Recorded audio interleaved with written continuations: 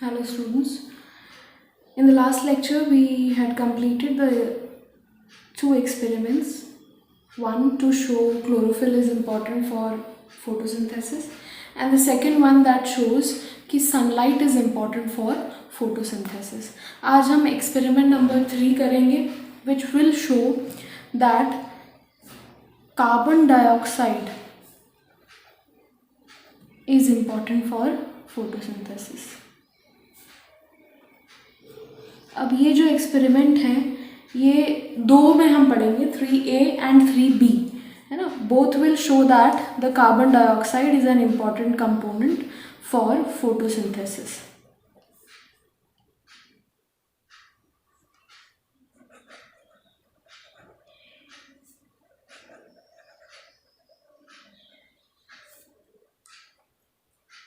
is required for photosynthesis. Now here the materials required are again a potted plant, alcohol,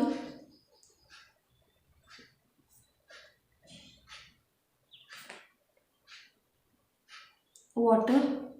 The procedures are same. आपने पहले भी देखा होगा. एक चीज़ add होती है जो यहाँ ऐड हो रही है वो है मटीरियल्स रिक्वायर्ड में कार्बन डाइऑक्साइड के केस में ऐड होगा potassium hydroxide KOH.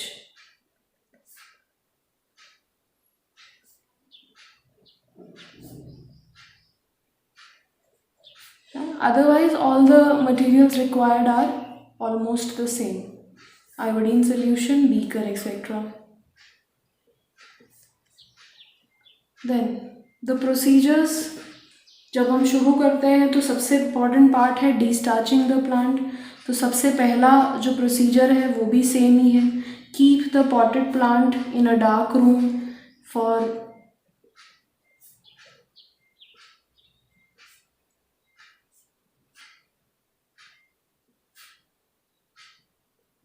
2 to 3 days है ना. अब ये 2 to 3 days के लिए जब हम डार्क रूम में रख रहे हैं तो उसका रीज़न है to destarch the plant.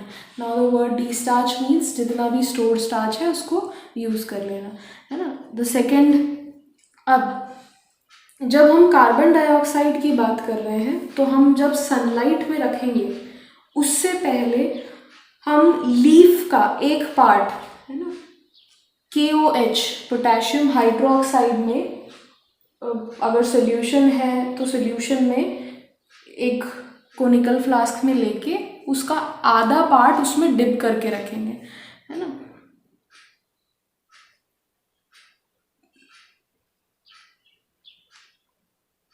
A part of a leaf, कोई भी एक लीफ का आधा part will be allowed to be exposed to KOH solution. एक लीफ का आधा पार्ट KOH solution में एक्सपोज करने के बाद and keep the plant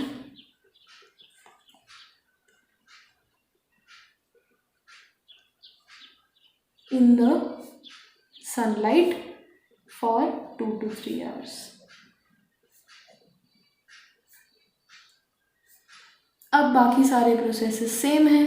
third, plug the leaf and trace. अब यहाँ आप क्या ट्रेस करेंगे? Plug the leaf and trace it. The tracing will be कितना पार्ट KOH से एक्सपोज्ड है और कितना पार्ट KOH से एक्सपोज्ड नहीं है. मतलब एक लीफ का आधा था तो वहाँ से एक लाइन खींच देंगे कि भाई इधर इधर वाला KOH में था और पीछे वाला KOH से एक्सपोज्ड नहीं था है ना. The fourth will be boiling the leaf in water.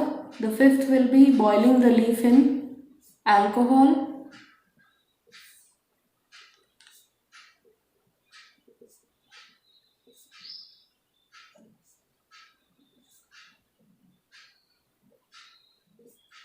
The sixth will be put few drops of iodine solution.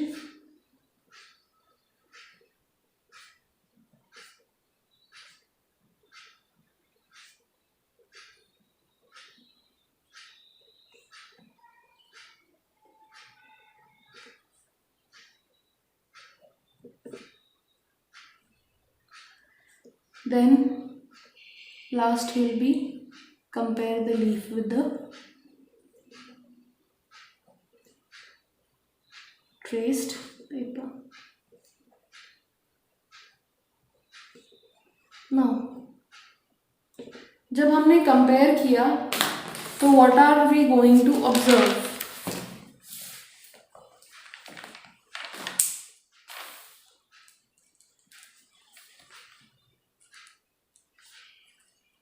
observation,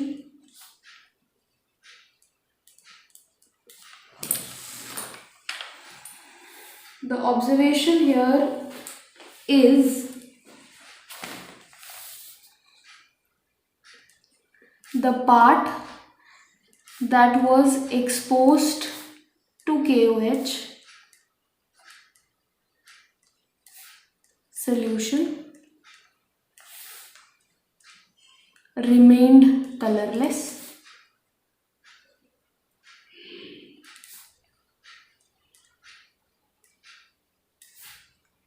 and the other part of the leaf turned blue black.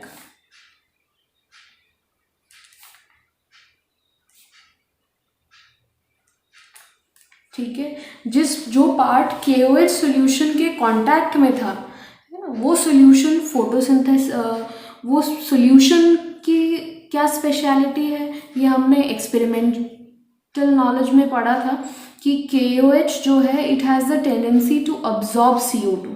तो KOH ने CO2 को absorb कर लिया है ना, जिसकी वजह से the part of the leaf could not perform photosynthesis, और जब फोटोसिंथेसिस नहीं हुआ तो it could not store the food in the form of starch, इसलिए वो पार्ट कैसा रहा? Colourless. Now the other part could perform photosynthesis and therefore it turned blue black, क्योंकि वो पार्ट ने फोटोसिंथेसिस किया भी और स्टार्च का स्टोरेज हुआ भी. तो कंक्लूजन में हमने ये लिखा कि since the KOH solution absorbed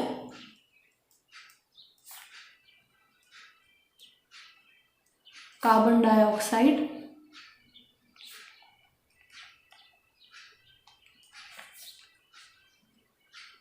the part exposed to it, है ना, जो लीफ का पार्ट उसके लिए एक्सपोज्ड था, could not perform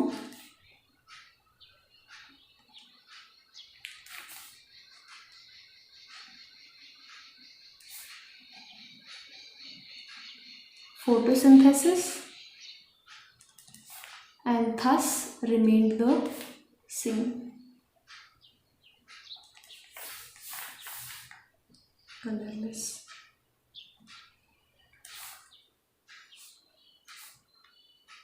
ठीक है, अब ये क्या शो करता है? This shows that CO2 is important for, इसको हम इन्फेरेंस की हेडिंग देके भी सारे एक्सपेरिमेंट्स में इसकी हेडिंग दे सकते हैं, है ना, inference. This shows that carbon dioxide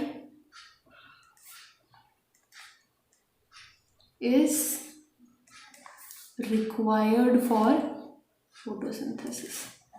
अब फिर से डायग्राम, अब ये डायग्राम से हम प्रॉपरली समझ जाएंगे कि एक्सपेरिमेंट है क्या, है ना. हमने एक पॉटेड प्लांट लिया, we took a potted plant, we kept it in dark room,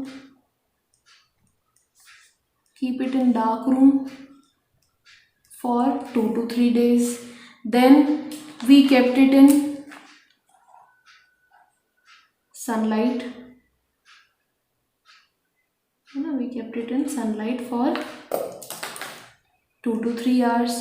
While keep it in sunlight, हमने क्या किया, उसके पूरे प्लांट में से एक लीफ को KOH सॉल्यूशन के साथ, इसका एनलार्ज वर्जन यहाँ देखो, एक लीफ का आधा पार्ट है ना, सामने वाला पार्ट किसमें, एक कोनिकल फ्लास्क के अंदर KOH सॉल्यूशन था, उसके साथ हमने एक्सपोज करा दिया. उसके बाद हमने क्या किया, हमने लीफ को प्लग किया एंड ट्रेस किया, है ना। फिर we boiled the leaf in water, then we boiled the leaf in alcohol, water से सेल परमिएबल हो गए, है ना, और अल्कोहल में बॉइलिंग करने से वो क्लोरोफिल रिमूव कर देगा, जिसकी वजह से हमें स्टार्च टेस्ट करने को मिलेगा। This is a water bath. Now again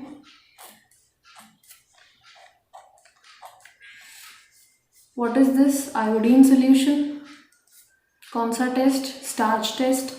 iodine solution में के डालने से जो कलरलेस लीफ थी, है ना, the leaf was green in colour initially, फिर ये लीफ कैसी हो गई है, कलरलेस। कलरलेस होने के बाद जैसे ही आयोडीन सोल्यूशन डाला, पीछे का पार्ट जो सनलाइट से एक्सपोज था, जो KOH से एक्सपोज नहीं था, that turned blue black, while the former part which was exposed to KOH it remained colorless, क्योंकि इस पार्ट से फोटोसिंथेसिस नहीं हो पाया, क्योंकि उसके पास क्या नहीं था, कार्बन डाइऑक्साइड, है ना। अब इसी एक्सपेरिमेंट का द सेम एक्सपेरिमेंट वर्जन 2, तो एक्सपेरिमेंट नंबर 3B, है ना।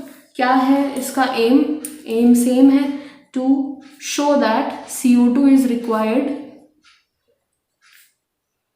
Carbon dioxide is required for photosynthesis.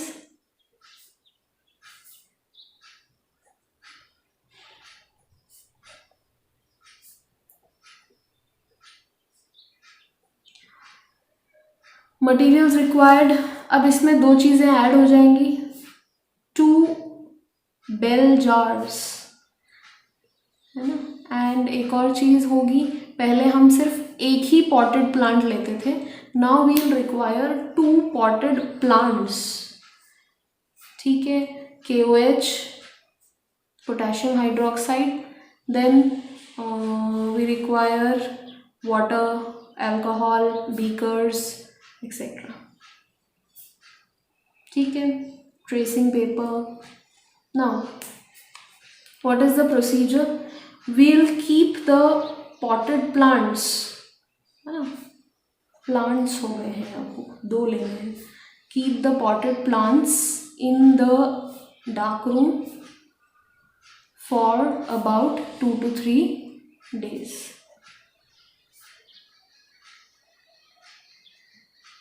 Second, we'll keep the potted plants in sunlight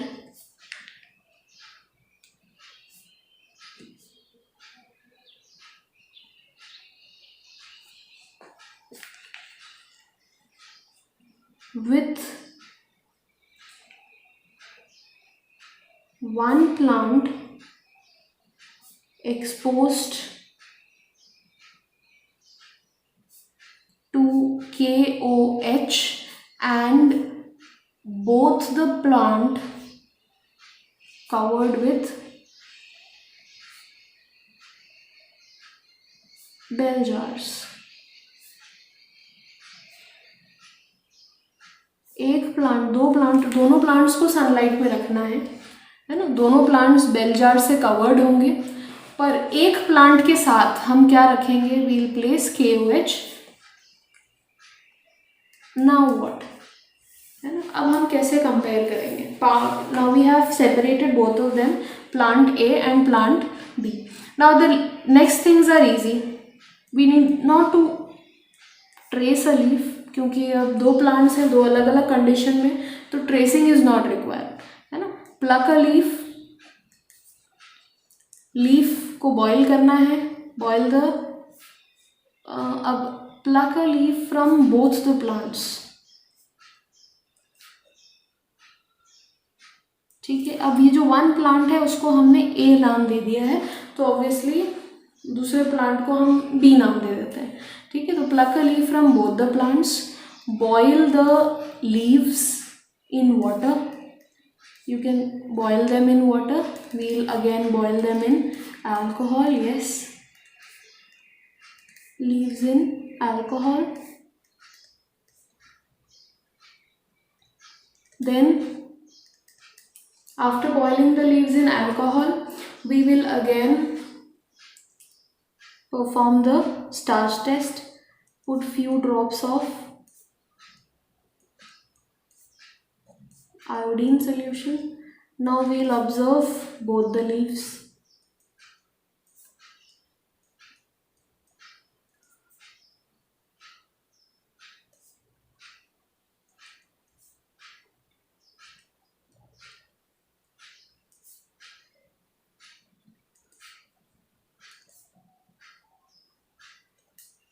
अब आपको क्या मिलेगा, है ना? तो हम ऑब्जर्वेशन देखते हैं.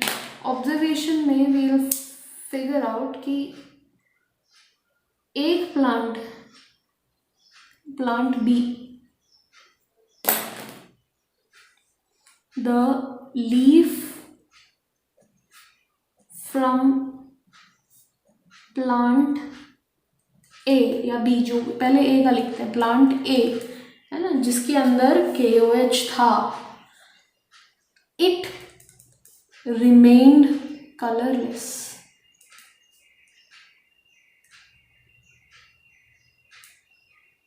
And the leaf from plant B, जिसमें KOH नहीं रखा था, है ना, in which KOH was not there, it turned blue black.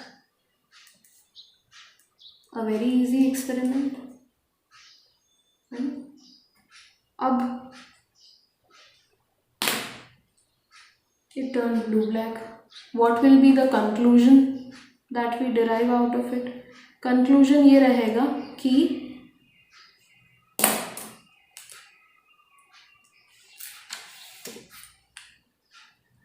the plant A, है ना, plant A that contained KOH in the bell jar could not perform photosynthesis,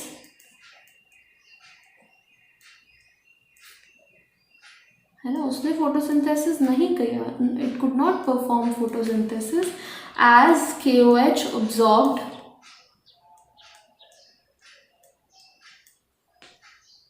the carbon dioxide present in it.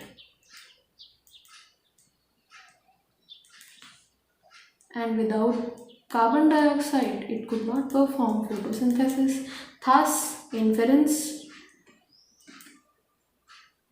this shows that carbon dioxide is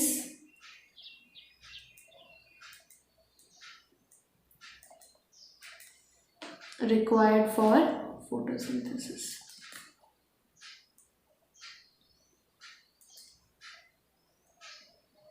तो इस experiment से हमको ये पता चल गया कि कार्बन डाइऑक्साइड रिक्वायर्ड है किसके लिए, फोटोसिंथेसिस के लिए. तो नथिंग डिफरेंट, नथिंग बहुत अलग नहीं है दोनों में कुछ भी. 3A में हमने KOH यूज़ किया but the procedure was this. यहाँ पर हमने KOH यूज़ किया बट प्रोसीजर में थोड़ा चेंज था. यहाँ तो एक पॉटेड प्लांट था, यहाँ 2 पॉटेड प्लांट्स थे. Now we will move on to the diagram. ठीक है,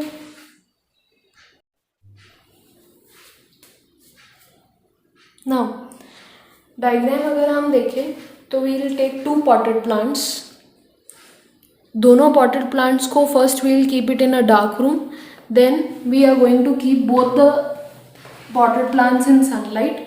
सनलाइट में रखने से पहले एक प्लांट के साथ हम KOH रखेंगे, है ना, बेल जार के अंदर KOH भी रखेंगे. Now we will pluck leaf from both the plants, plant A and plant B. Boil it in water, boil it in alcohol, और अल्कोहल में बॉयल करने के बाद दोनों कलरलेस हो जाएंगे. फिर हम उसमें आयोडीन सोल्यूशन डालेंगे. आयोडीन सोल्यूशन डालेंगे तो A वाला प्लांट जिसमें KOH था वो वैसा का वैसा रहा, कलरलेस. B वाला प्लांट जिसमें KOH नहीं था वो ब्लू ब्लैक हो गया, क्योंकि इसने फोटोसिंथेसिस किया एंड स्टोर्ड स्टार्च। इसने फोटोसिंथेसिस नहीं किया, नहीं कर पाया, क्यों? क्योंकि इसके पास KOH था जिसने CO2 को अब्जॉर्ब कर लिया। Now here we are finishing off with photosynthesis and the raw materials required by photosynthesis, और उनकी importance, वो नहीं होंगे तो photosynthesis नहीं होगा, ये भी हमने प्रूव कर दिया with the help of an experiment. Now we are moving on to the mechanism of photosynthesis in plants, है ना? plants में ये क्या mechanism follow करता है? तो when we are talking about mechanism, है ना, in the daytime and in the night. Day time में अगर हम देखें तो नॉर्मल प्लांट्स, है ना, टेरेस्ट्रियल प्लांट्स, नॉर्मल प्लांट्स जिसको हम बोल रहे हैं, they will take up oxygen, sorry, they will take up carbon dioxide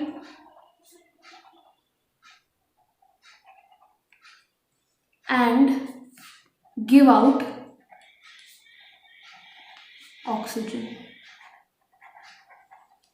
morning में, डे टाइम में कार्बन डाइऑक्साइड लिया जाता है, क्योंकि सनलाइट है तो वो फोटोसिंथेसिस कर सकते हैं, तो कार्बन डाइऑक्साइड लेंगे, फोटोसिंथेसिस करेंगे, और ऑक्सीजन उसका बाय प्रोडक्ट है ग्लूकोज के साथ, तो ऑक्सीजन रिलीज कर देंगे इनटू द एनवायरनमेंट। पर during night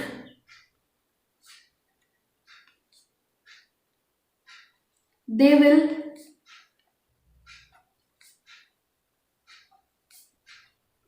take up oxygen and give out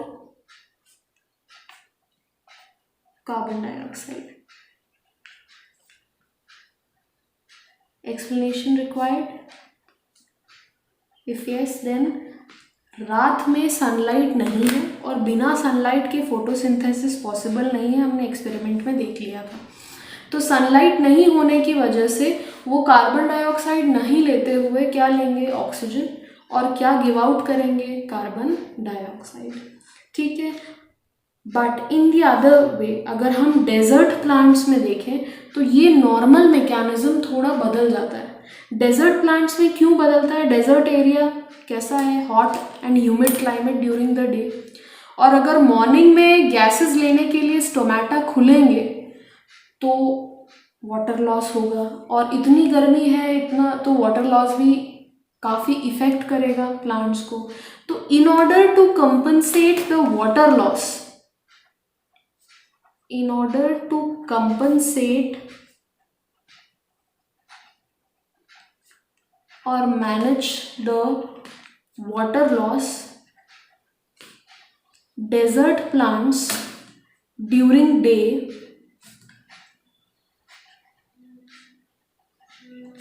the stomata remains closed. अब स्टोमेटा अगर सुबह बंद रहेंगे तो ऑक्सीजन का एक्सचेंज कैसे होगा? तो डेजर्ट प्लांट्स में during night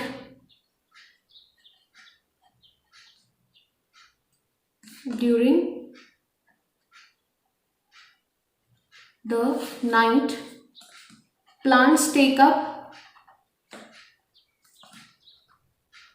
CO2,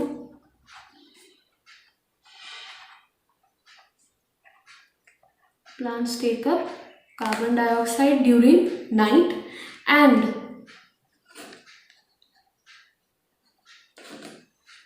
they utilize it to create an intermediate product.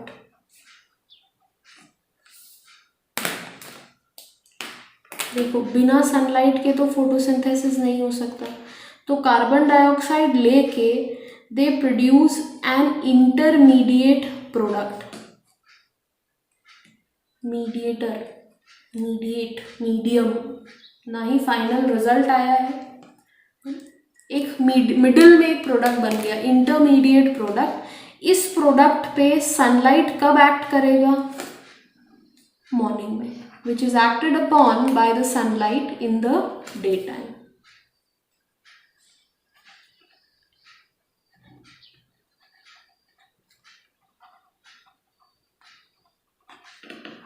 and thus photosynthesis occurs in desert plants.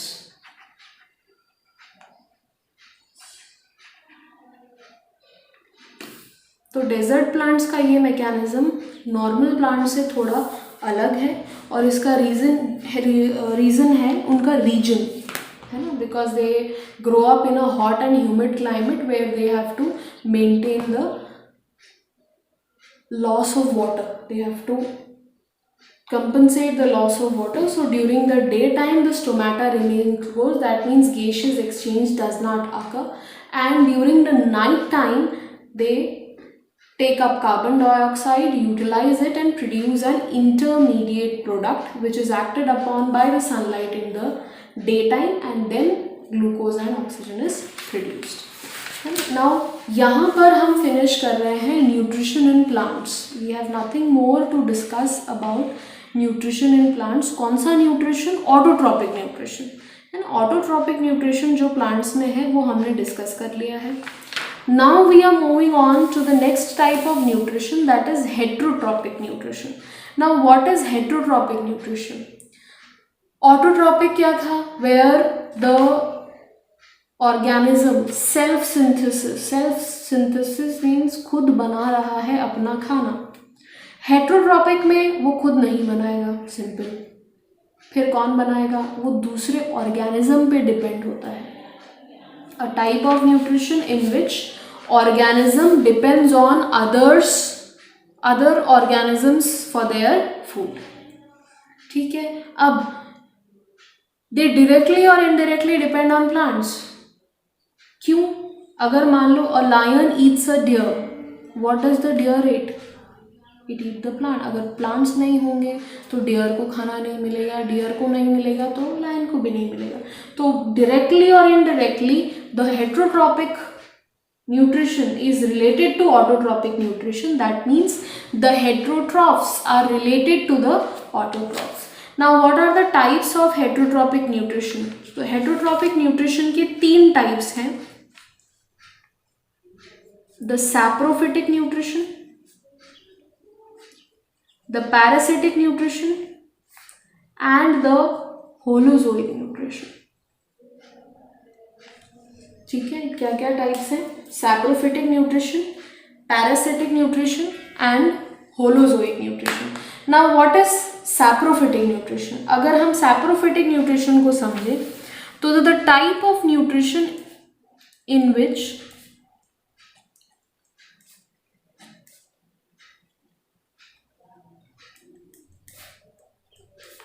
The plants or animals, the organisms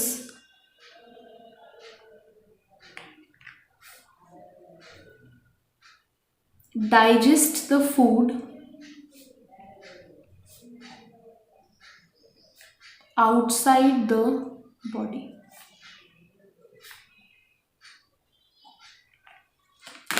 The type of nutrition in which the organism digests the food outside the body. अब इसमें अगर हम देखें कि body के अंदर digestion नहीं हो रहा है, बॉडी के बाहर डाइजेशन हो रहा है, उसके बाद वो क्या करते हैं? They absorb the digested food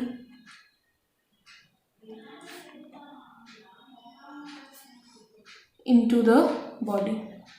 वो जो बॉडी के बाहर डाइजेस्ट हो चुका है फूड, उस डाइजेस्टेड फूड को वो बॉडी के अंदर वापस अब्जॉर्ब कर लेते हैं, है ना. The type of nutrition in which organism digest the food outside the body and absorb only the digested matter in the body.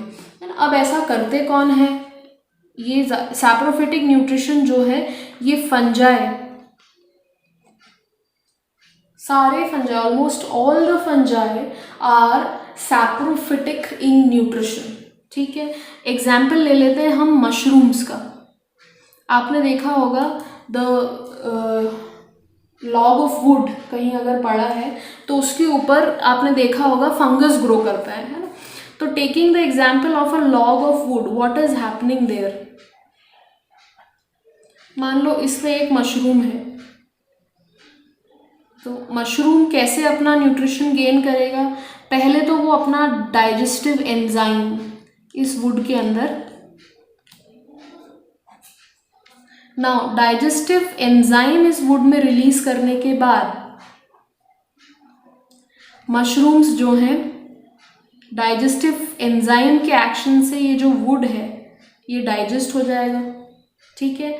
Then the mushroom will take in the digested matter into the body, ठीक है। इसलिए आपने देखा होगा अगर एक जगह कोई वुड पड़ा है, सॉलिड वुड है ना, उसके अंदर फंजाई, उसके ऊपर फंजाई उग गए हैं, तो कुछ टाइम बाद है ना इसके अंदर से वो खोखला हो जाता है। When you step on to it, it will crush down मतलब इसके अंदर का जितना मैटर था वो डाइजेस्ट होकर फंगस ने ले लिया है। अब उसके अंदर सिर्फ the waste material is present.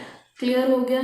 तो मशरूम्स का एक्शन ये है, they send digestive enzymes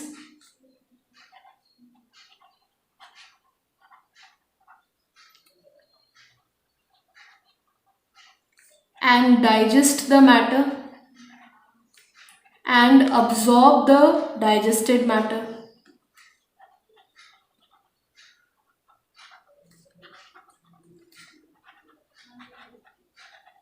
Absorb only the digested matter. अब यहाँ एक चीज ध्यान देना, the organism takes part in digestion. ऐसा नहीं है कि ऑर्गेनिज्म ने डाइजेशन में कोई रोल ही नहीं प्ले किया है। The organism takes part in digestion. The organism is taking part in digestion. Clear हो गया? Now, the other type of nutrition is parasitic nutrition. So when we are talking about parasitic mode of nutrition, there is a difference. Parasitic mode of nutrition में अगर हम देखें तो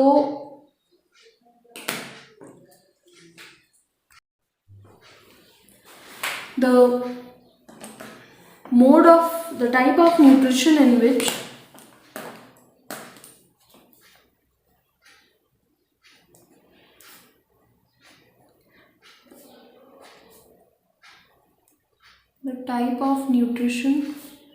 in which the organism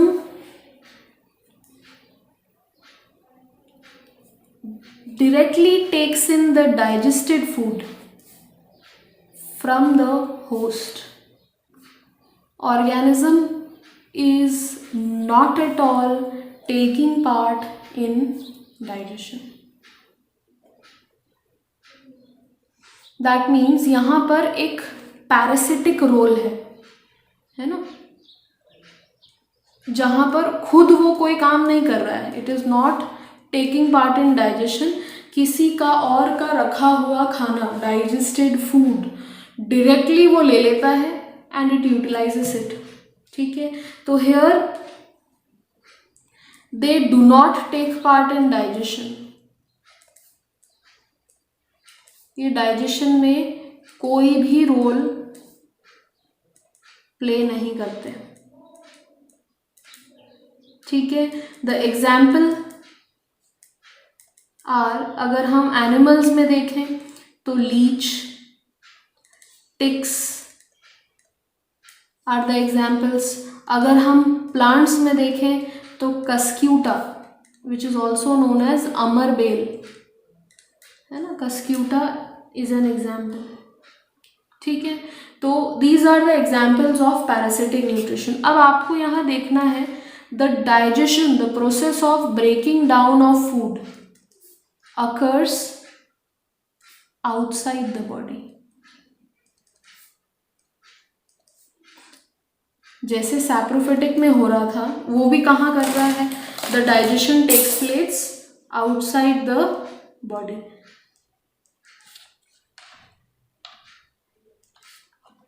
यहाँ भी body के बाहर है और सैप्रोफिटिक में भी the digestion takes place outside the body, है ना। लीचेस, टिक्स, कस्क्यूटा, ये सारे काम, हमारा जो डाइजेस्टेड फूड है वो कहाँ पर होता है, it is present in the blood. तो ये leech, ticks present on dogs, ये सारे क्या करता है, they suck in the blood. तो ब्लड में हमारा डाइजेस्टेड फूड हमने मेहनत करके डाइजेस्ट किया था और वो उन्होंने डायरेक्टली ले लिया। So these organisms are called as parasites, इनको बोलते हैं पैरासाइट्स,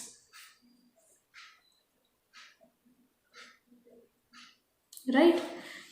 और ये हैं saprophytes.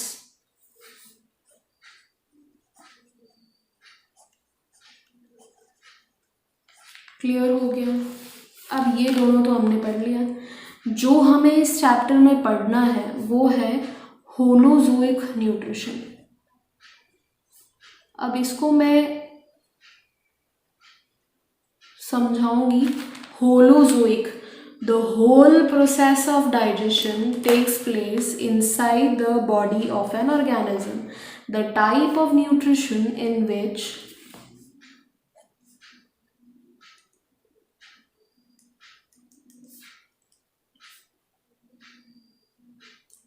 all the steps, all the processes of digestion occurs inside the body of an organism. Organism के बॉडी के अंदर हो रहा है सारे processes, all the processes are taking place inside the body of an organism. Example human beings. अब मैंने आपको इसलिए बोला कि हम सिर्फ यही पढ़ेंगे, व्हाट, ह्यूमन बींग्स में, क्योंकि हमने प्लांट्स पढ़ लिया है। Now what are these all the steps of nutrition. तो स्टेप्स ऑफ हेटरोट्रॉपिक न्यूट्रिशन में अगर हम देखें तो पहला स्टेप है ingestion. The first step is what? Ingestion. Ingestion means खाने को बॉडी के अंदर, पहला इन, टेकिंग इन ऑफ फूड, तो इंजेशन। दूसरा है डाइजेशन, बॉडी के अंदर खाना आ गया तो फिर दूसरा स्टेप शुरू हो जाता है, दैट इज डाइजेशन, मतलब ब्रेक डाउन ऑफ फूड।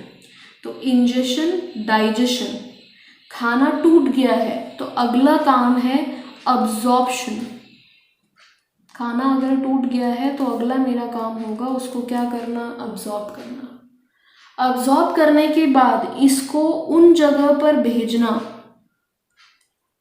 और उस पर्टिकुलर सेल्स का उसको यूटिलाइज करना कम्स अंडर एसिमिलेशन, इकट्ठा करना, एसिमिलेट करना, है ना। Ingestion, digestion, absorption, assimilation. अब पूरी सब्जी बन गई है तो कुछ ना कुछ वेस्ट तो निकला ही होगा, तो the last is egestion, removal of the waste created by digestion of substances. Digestion से क्रिएट हुआ waste, listen the point carefully, digestion से क्रिएट किया हुआ वेस्ट बॉडी के बाहर निकालना। किसी भी सब्सटेंस को डाइजेस्ट करने के बाद जो बच गया उसको बॉडी के बाहर निकालना इज इजेशन।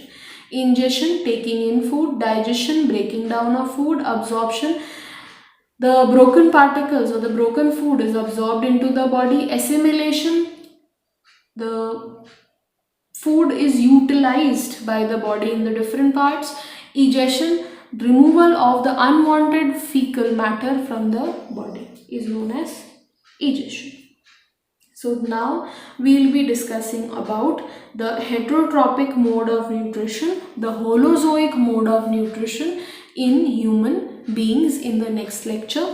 तो यहाँ तक प्रिपेयर करिएगा, उसके बाद हम नेक्स्ट लेक्चर में पढ़ेंगे कि ह्यूमन बॉडी में ये सारे प्रोसेसेस कैसे होते हैं, कहाँ होते हैं, where are they occurring, what are the organs that are required for this process.